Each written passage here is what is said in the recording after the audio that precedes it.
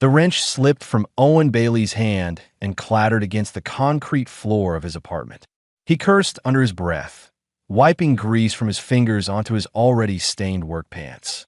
The mining drill housing sat in pieces across his small kitchen table, its internal gears spread out like the guts of some mechanical beast.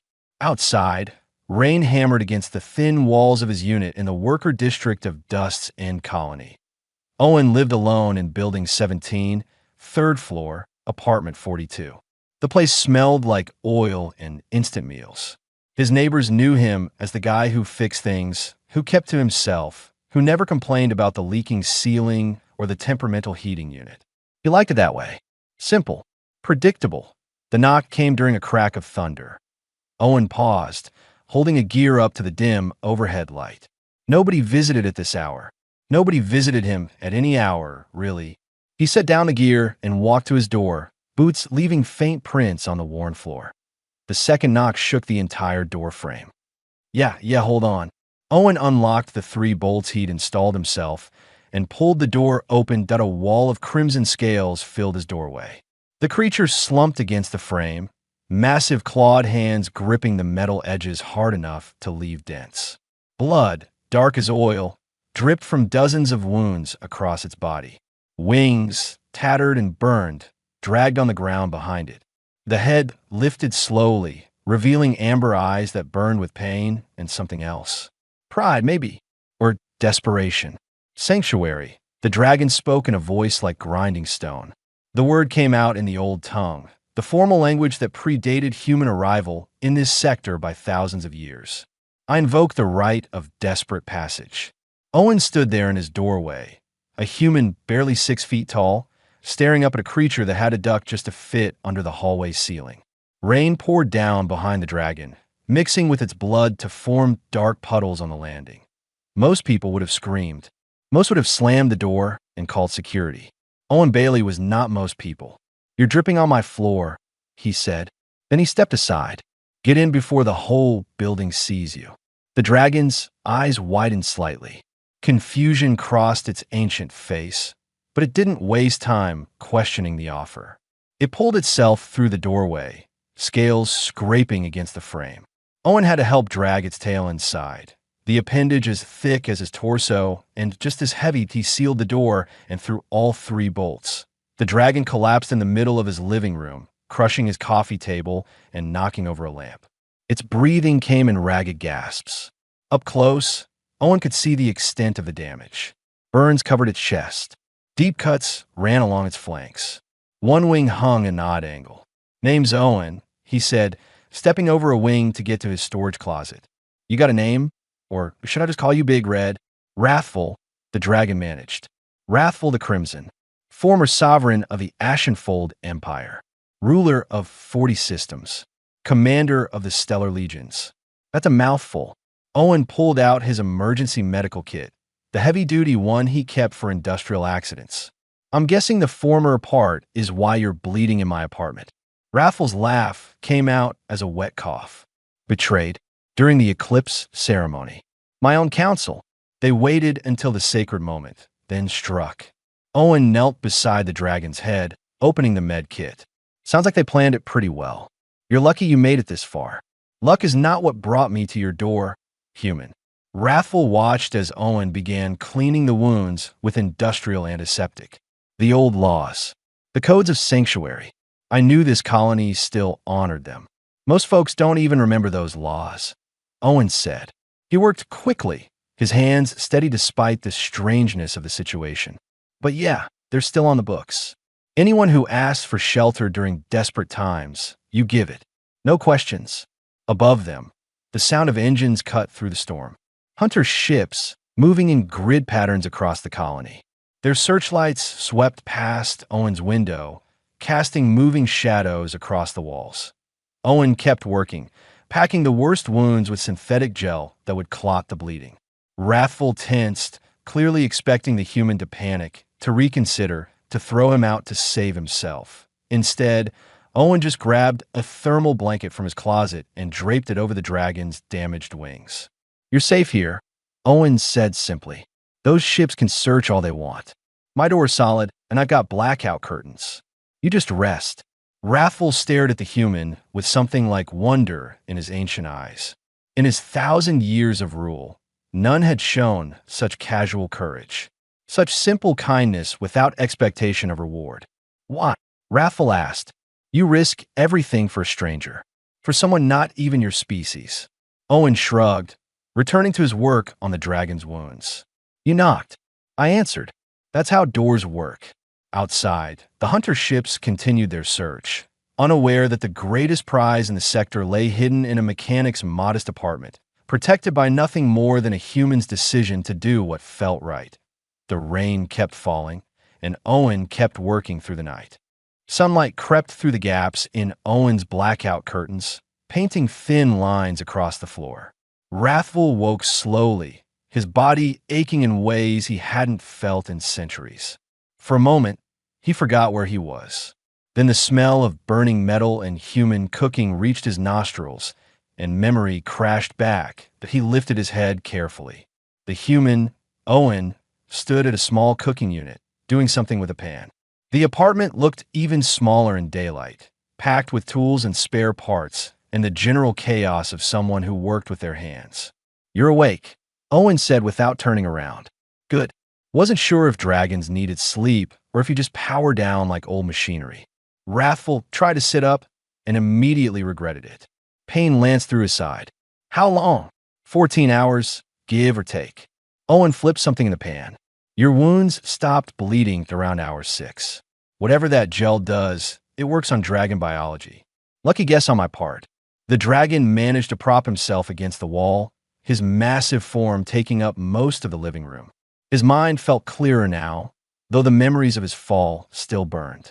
The eclipse ceremony, the moment of perfect darkness when the twin suns aligned. His council, beings he'd trusted for decades, moving as one with weapons drawn. They will be searching for me, Wrathful said. The usurpers cannot allow me to live. My very existence challenges their claim. Yeah, figured as much. Owen brought over a large metal tray. On it sat several packages of what looked like frozen protein, thawed and cooked. Not sure what dragons eat, so I grabbed some stuff from the cold storage. It's processed meat, nothing fancy. Wrathful stared at the offering. In his empire, meals were elaborate ceremonies. Servants presented food on precious metals. Every bite was a statement of power and position. Here was a human, offering him factory-processed protein on a dented tray. He ate. It tasted terrible and wonderful at the same time. You commanded 40 systems, Owen said, sitting cross-legged on the floor nearby. That's a lot of territory, a lot of responsibility. It was my birthright, Wrathful replied between bites. My lineage stretches back 10,000 years. The Ashenfold Empire existed before your species learned to build fires. Must have been something ruling all that. Owen didn't sound impressed or intimidated, just curious. Wrathful found himself talking, telling stories he'd never shared with subordinates. The early years of his reign, the wars he'd fought to maintain order, the delicate balance of keeping 40 different species under one banner. He spoke of traditions older than human civilization, of responsibilities that weighed heavier than any crown. Owen listened, occasionally asking questions that showed he actually paid attention. Sounds exhausting, Owen finally said. All that weight on one person. No wonder your council wanted change. Wrathful's eyes flared with anger. They betrayed sacred oaths. They shattered traditions that held our empire together. Maybe Owen stood and started cleaning up. Or maybe they were tired of traditions that didn't work anymore. I don't know. I'm just a mechanic. But from where I'm sitting, ruling through fear and old laws sounds like it was bound to break eventually. And what would you know of leadership?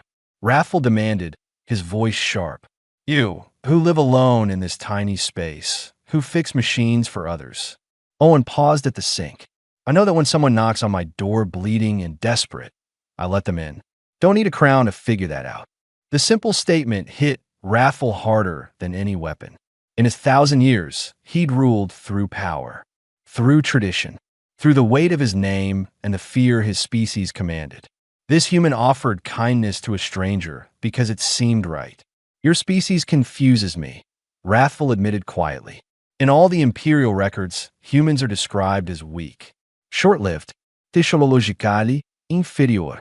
Yet you risk everything for someone you met hours ago.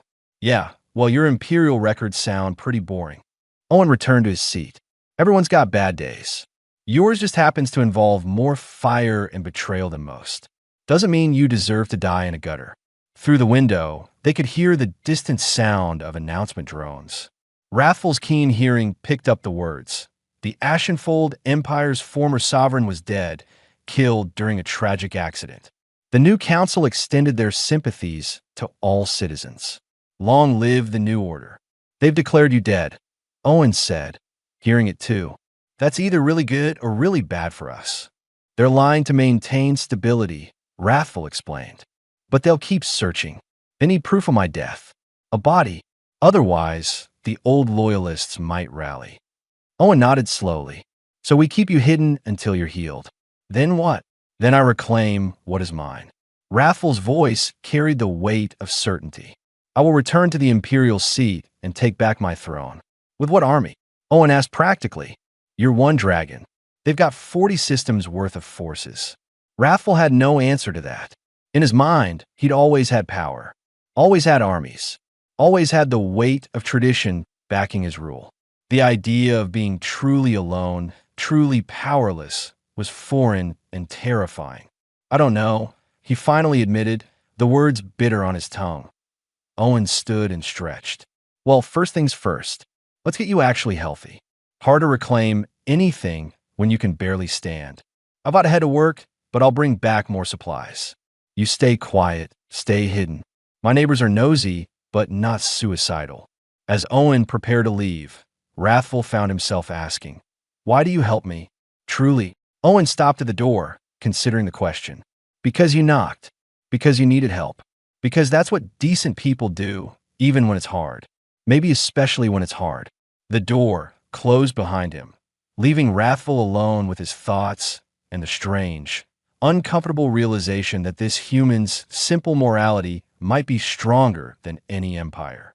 The fourth day brought complications in the form of Margaret from apartment 38. Owen had just returned from his shift at the repair depot, arms full of food containers and medical supplies, when he found her waiting by his door. Margaret was 70-something, sharp-eyed, and made it her business to know everyone's business in Building 17. Owen Bailey, she said, arms crossed. You've been buying enough food for 3 people. Your lights are on at odd hours. And I heard something large moving around in there 2 nights ago. Owen shifted the bags in his arms. Got a project. Big one.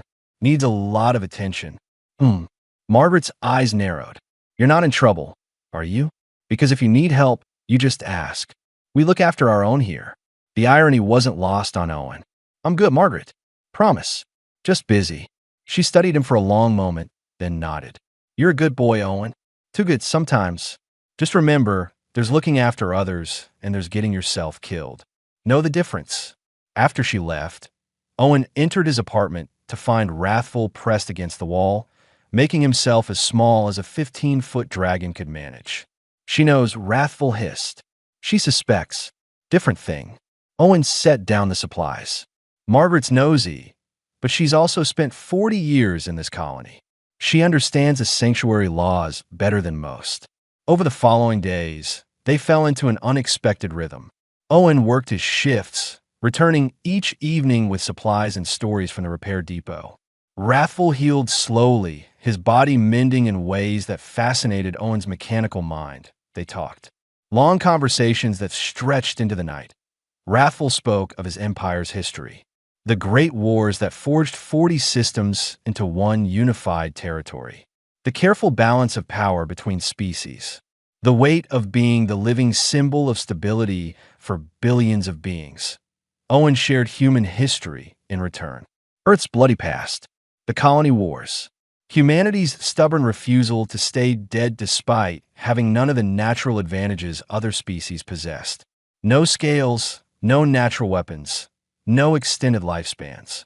Just adaptability and a tendency to help each other when things got bad.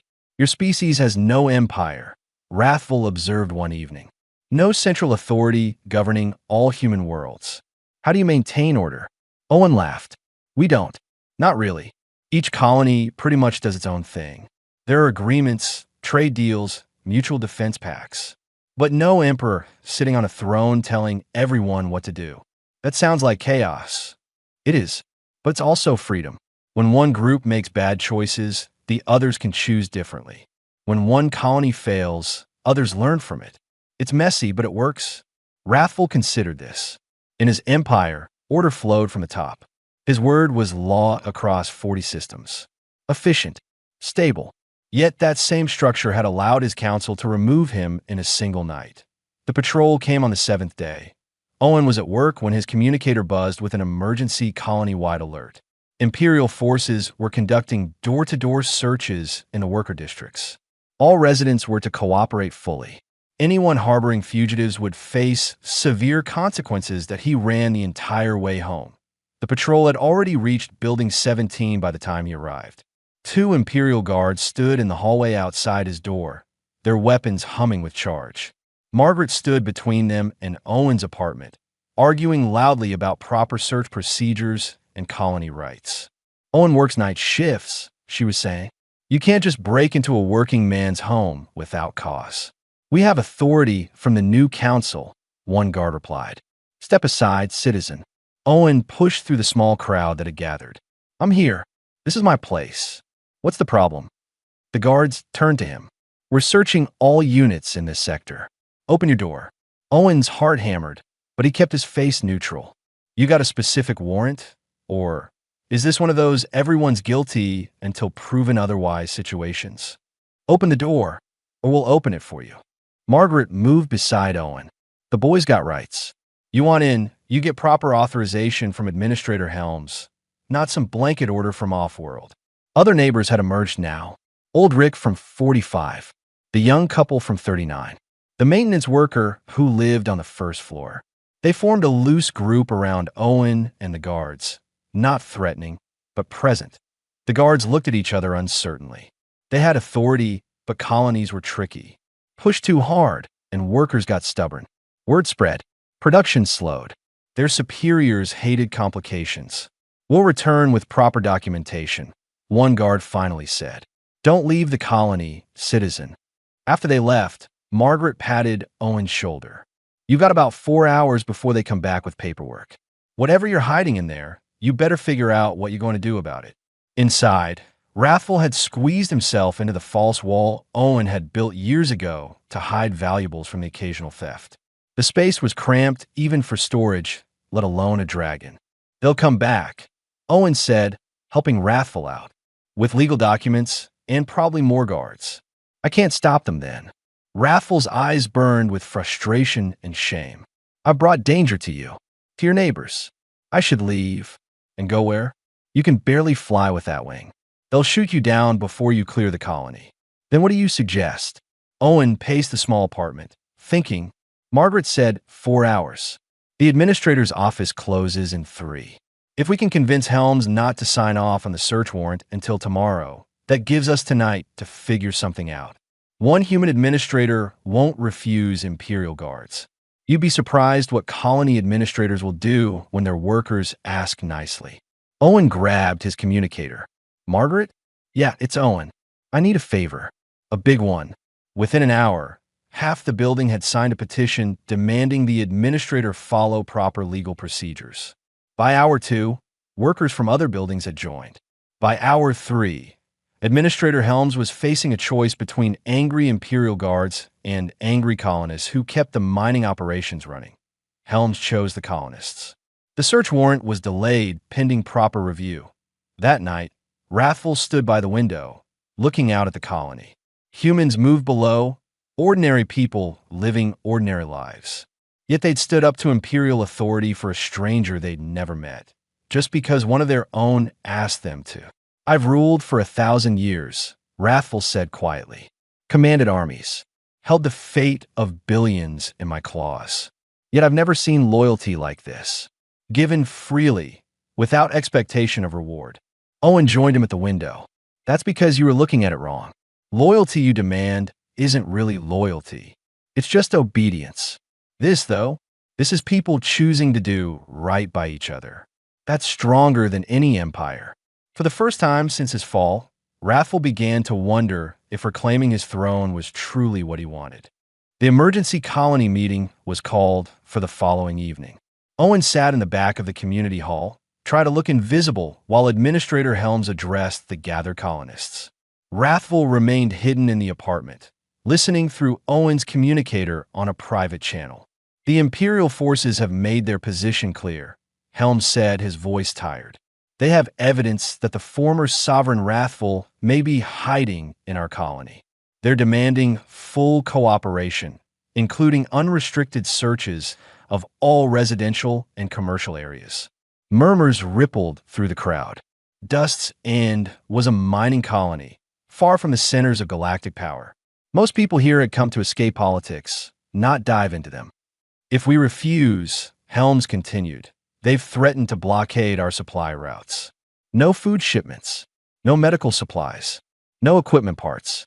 We last maybe 3 months before things got desperate. Margaret stood up from the front row. And if we cooperate, if we hand over whoever they're looking for, then life continues as normal. The Empire leaves us alone. Except for the part where we all know we sold out someone who asked for sanctuary, Margaret said loudly. The part where we throw away laws that kept this colony decent for 50 years. That part sound normal to you, Helms? The administrator rubbed his face. Margaret, I understand the principle, but we're talking about people's lives here. Children, families. I can't sacrifice the whole colony for one fugitive. Owen felt his heart sink. The math was simple. One life against thousands. Any reasonable person would make the trade. He started to stand, ready to turn himself in along with Wrathful, when a voice called out from the middle of the crowd. What if it's not just one life? An older miner named David stood, his work-worn hands gripping his hat. My granddaughter got sick last year. Rare condition. The colony medical system couldn't handle it. I sent messages to every hospital in the sector. Only one responded. The Ashenfold Imperial Medical Institute. They sent doctors, equipment, everything. Save her life. Wouldn't take payment, just said it was their duty. David looked around the room. That medical program was founded by Wrathful himself 300 years ago. Said every being deserved care, regardless of ability to pay. The new council shut it down last week. Too expensive, they said. Not profitable. Another colonist stood. The trade routes that bring our supplies? Those were established during Wrathful's reign. He forced the merchant guilds to serve frontier colonies at fair prices. The new council's already renegotiating those deals. Prices are going up. More voices joined in. Stories of imperial programs that had helped colonies like theirs. Educational initiatives.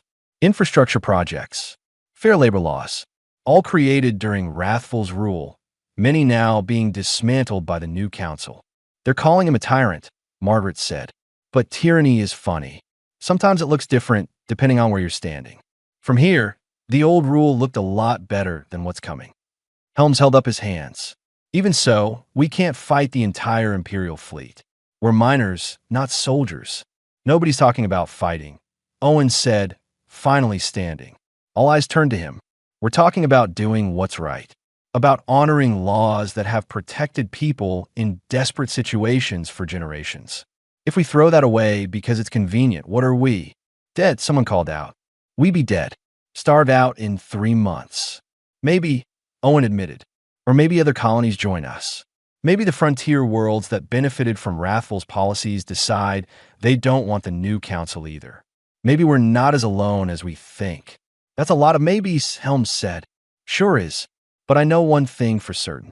If we sell out someone who asked for sanctuary, who followed our own laws, then we're not the colony I thought we were. We're just another place where power wins and decency loses. The hall fell silent. Owen could feel the weight of dozens of eyes on him. He wasn't a leader, wasn't a politician, just a mechanic who'd answered his door when someone knocked. Margaret stood again. I vote we tell the Imperial forces to shove their demands. We protect our own, and right now, that includes whoever asked us for help. Second, David called. Third, another voice added. Helms looked around the room, seeing the determination on faces young and old. You understand what this means? Real hardship, possible violence. This isn't just words. We've been through hard times before, Margaret said. We'll get through them again. Together. The vote wasn't unanimous. Some argued for practicality, for survival over principle. But when Helms counted hands, the majority chose sanctuary. Back in his apartment, Wrathful listened through the communicator, his ancient heart hammering. An entire colony of beings he'd considered lesser, primitive, short-lived, had chosen danger over safety for him. Not because he was their sovereign, not because he commanded them, but because they believed it was right. When Owen returned home, he found the dragon standing in the middle of the room, head bowed. "Your people have decided to protect me," Wrathful said quietly. "At great cost to themselves." "Yeah, they did." "Why?" "I'm nothing to them. Just another alien who ruled from far away." Owen set down his bag. "You're someone who asked for help. That's enough." Wrathful lifted his head, his eyes blazing with emotion. "I ruled for 1,000 years and never understood this. This strength your species has. Not power, not technology, just the will to do right even when it's hard. We're not special," Owen said. "We just figured out that the only way to survive in a universe that doesn't care about us is to care about each other, even when it costs. I will not let them suffer for me," Wrathful declared, his voice resonating with old authority. "If the Imperial forces come, I will stand with your people. I will fight beside them as an equal, not a king hiding behind subjects." Owen smiled. "Good, because they're going to need all the help they can get." Helms just got word. The blockade fleet arrives in 2 days. Outside, the colony began to prepare. Not for surrender, but for resistance. Miners gathered equipment that could be repurposed as weapons. Engineers mapped defensive positions in the tunnel systems. Families stockpiled supplies. And in apartment 42 of Building 17, a dethroned Dragon King learned what it truly meant to earn loyalty rather than demand it. The Imperial fleet dropped out of faster-than-light travel just before dawn. 12 warships, enough firepower to level the entire colony in minutes. They took up positions in orbit, weapons trained on the settlement below.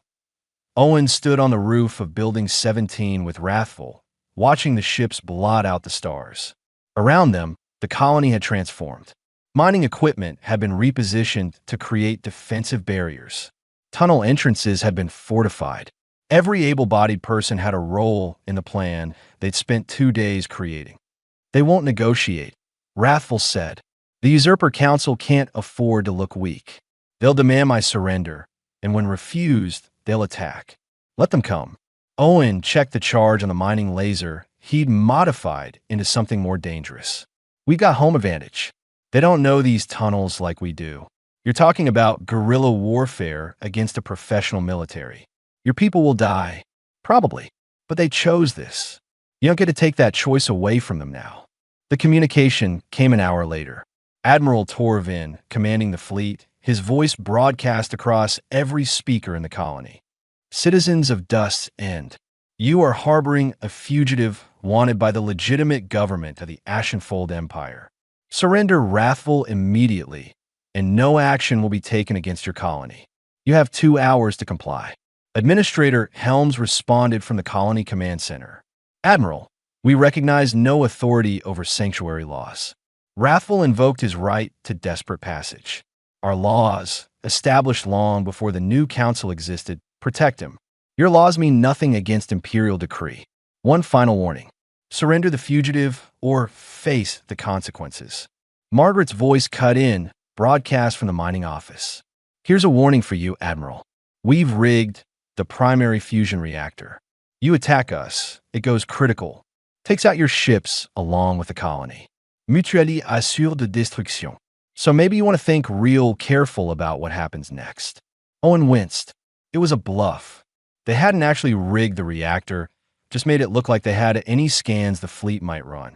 But it was a dangerous gamble. Silence stretched for long minutes. Then Torvin's voice returned, colder now.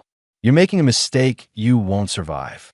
The first strike hit the southern mining complex. Energy beams from orbit, precise and devastating.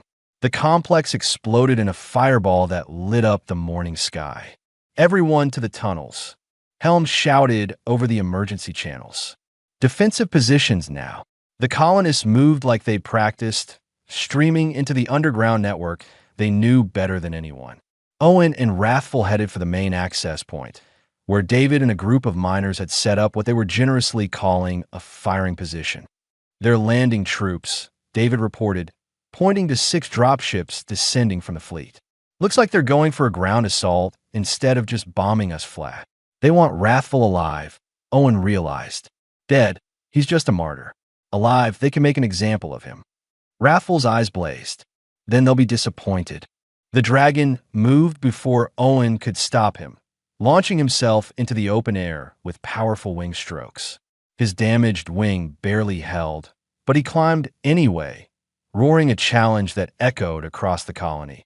The dropships immediately changed course, weapons locking onto him. Energy fire lit up the sky as they opened up with everything they had. Wrathful dodged, weaved, his aerial combat experience showing despite his injuries. He led them away from the colony, over the barren wasteland beyond the settlement. "He's protecting us," Margaret breathed, watching from the tunnel entrance. Drawing them off and getting himself killed, Owen snapped. He grabbed his modified laser and a rappelling kit. "I need 3 people who aren't afraid of heights." 5 minutes later, Owen and 3 miners were climbing the outside of Building 17's antenna array. Wrathful was still airborne, but barely. Blood streamed from new wounds. 1 dropship had landed, deploying soldiers who were setting up heavy weapons to bring him down. "On my mark," Owen said, sighting along his laser. "We take out their power supply." 4 beams lanced out simultaneously, striking the soldiers' equipment. Generators exploded. Weapons went dead. The soldiers scattered, trying to locate where the fire came from. Wrathful used the distraction to dive, slamming into the grounded dropship with his full weight. Metal shrieked. The ship's engine died. Soldiers scrambled to escape as the dragon tore through their position. But there were still 5 more dropships, and Wrathful was slowing.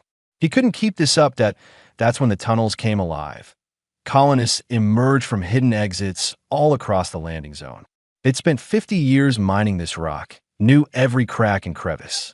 They came up behind the Imperial forces, using mining charges and improvised weapons to create chaos. "For Dust's End," David roared, detonating a charge that collapsed an entire section where soldiers had taken cover.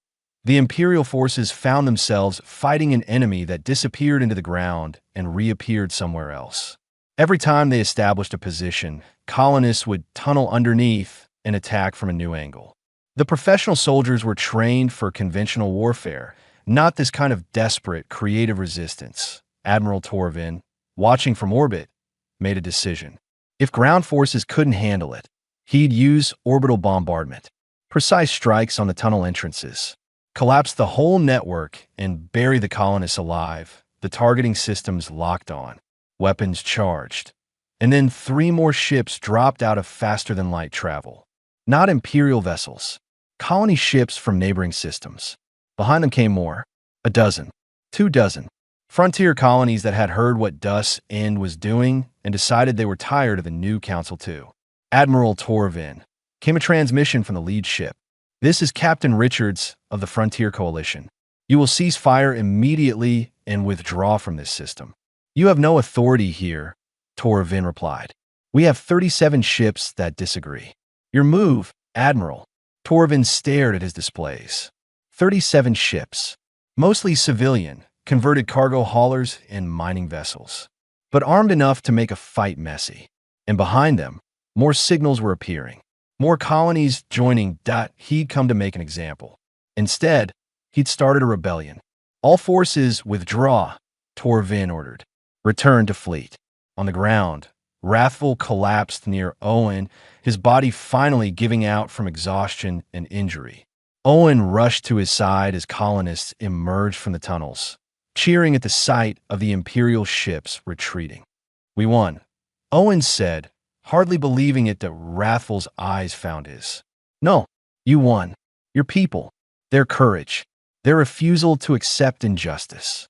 He coughed, blood flecking his lips. "I merely witnessed it." Human medics rushed over, the same people who'd worked the Colony Medical Center for years. They examined Wrathful with professional efficiency, ignoring the fact that their patient was a 15-foot dragon. "He's hurt bad," one medic reported, "but we can stabilize him. Get him to the medical bay." As they worked, Margaret appeared beside Owen. That was the stupidest, most beautiful thing I've ever seen. A whole colony choosing right over easy. Owen watched the Imperial fleet jump away, then looked at the ships from other colonies still arriving. "Something tells me this isn't over. We just kicked off something bigger." "Good," Margaret said. "About time someone did." 3 weeks after the battle, Owen sat on the roof of Building 17, watching the sunset paint the colony in shades of orange and red. The place looked different now. Repair crews were still fixing the damage from the Imperial attack, but there was energy to the work. Purpose. Footsteps on the access ladder announced Wrathful's arrival. The dragon moved carefully, still healing but much stronger. He settled beside Owen, his massive form somehow fitting into the space like it belonged there. "The medical staff says I can fly again," Wrathful said. "My wing has healed enough." "That's good. You've been cooped up in my apartment too long." Owen took a drink from his canteen, probably getting sick of the view. "Actually, I find I've grown fond of it." They sat in comfortable silence for a while. Below them, the colony bustled with activity. More ships had arrived, not just from neighboring colonies, but from across the frontier. Word had spread about Dust's End stand. Some came offering supplies. Others came seeking sanctuary of their own. The colony that had wanted to be left alone had become a symbol. "I could return to the Empire," Wrathful said quietly. "The frontier colonies have offered their support. With them behind me, I could challenge the Usurper Council. Reclaim my throne." "You could," Owen agreed. "They expect me to lead them, to become their sovereign, to restore the old ways." "Do you want that?" Wrathful considered the question. A month ago, the answer would have been immediate, automatic. Of course, he wanted his throne, his power, his rightful place. But a month ago, he hadn't lived in a cramped apartment with a human mechanic, hadn't seen what real loyalty looked like, hadn't fought beside people who chose to do right instead of what was easy. "I ruled for 1,000 years, Wrathful said. "I thought I understood leadership, authority, the weight of the crown. But I ruled through tradition and power. People obeyed because they had to, not because they wanted to. And now I've seen what happens when people choose to follow, when they act from conviction instead of compulsion. It's messy, harder to control, but it's stronger than anything I built in my empire." Owen nodded. "So what are you going to do?" "The frontier colonies need guidance. Not a sovereign, not an emperor, but someone who can help them organize, coordinate. Someone who knows how empires work and how to resist them. Like an ambassador," Owen suggested. "Yes, exactly that." Wrathful looked down at the colony. "I can help them build something new. Not an empire ruled from above, but a coalition of free worlds working together. It will be difficult, frustrating, nothing like the clear authority I once had." "Sounds like you've made up your mind." "I have. On one condition." Wrathful turned to Owen. "This place, this colony, needs someone who understands them, someone they trust. I'm asking you to work with me. Help me bridge the gap between old Imperial knowledge and new human thinking." Owen laughed. "I'm a mechanic. I fix mining equipment. You're someone who opened his door when a desperate stranger knocked, who convinced an entire colony to choose principle over safety, who shot at Imperial soldiers from a rooftop to protect someone he barely knew. That's not just a mechanic. When you put it that way, I sound almost heroic. You are. You just don't see it." Before Owen could respond, his communicator buzzed. Margaret's voice crackled through. "Owen, you up there with our dragon friend? Got someone at the colony entrance asking for sanctuary. Another fugitive from the Empire. Figured you'd want to know." Owen and Wrathful exchanged glances. "On our way," Owen said. They made their way down through the building, past neighbors who nodded in greeting, past apartments where families were settling in for the evening. The colony had changed, but it was still home to AT, the main entrance. They found a being Owen had never seen before. Four-armed, covered in iridescent scales, clearly injured from a recent fight. The being knelt in the dust, following the old protocols for seeking sanctuary. I invoke desperate passage. The being said in accented but clear human common. The new council seeks my life. I ask shelter until I can safely depart. Administrator Helms stood nearby, looking at Owen and wrathful. Well, what do we do? Owen stepped forward. We follow our laws. We grant sanctuary. The being looked up, gratitude and relief flooding their features. Thank you. I'm called Celine. I was a judge in the Imperial Court. I opposed the coup. They want me silent. You're safe here, Owen said, helping Celine to their feet. We've got medical care, food, shelter, everything you need. As they led Celine toward the medical center, more beings emerged from the shadows. A family of small, furry creatures. A tall, thin being with crystalline skin. A young dragon, much smaller than Wrathful. All seeking sanctuary. All fleeing the new council. This is going to become regular, isn't it? Owen said to Wrathful. It appears so. The frontier colonies are becoming a refuge for anyone who won't accept the new order. We're not just resisting an empire. We're building an alternative to it. Margaret appeared, surveying the growing group of refugees. We're going to need more housing, more supplies, more everything. Then we'll build it, Owen said simply. Same as we always do. Over the following weeks, the pattern continued. More refugees arrived. More colonies joined the coalition. The frontier, once dismissed as insignificant, became a force the empire couldn't ignore.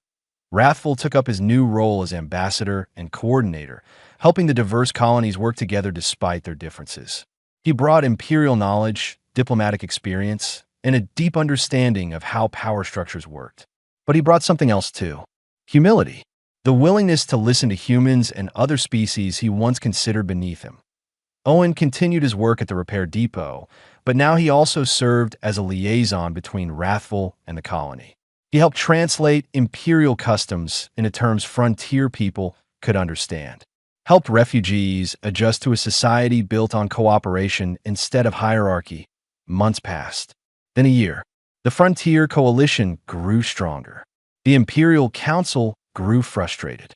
Eventually, they would have to address the growing rebellion properly. But that was a problem for another day. For now, Owen sat on his roof with Wrathful, watching another sunset.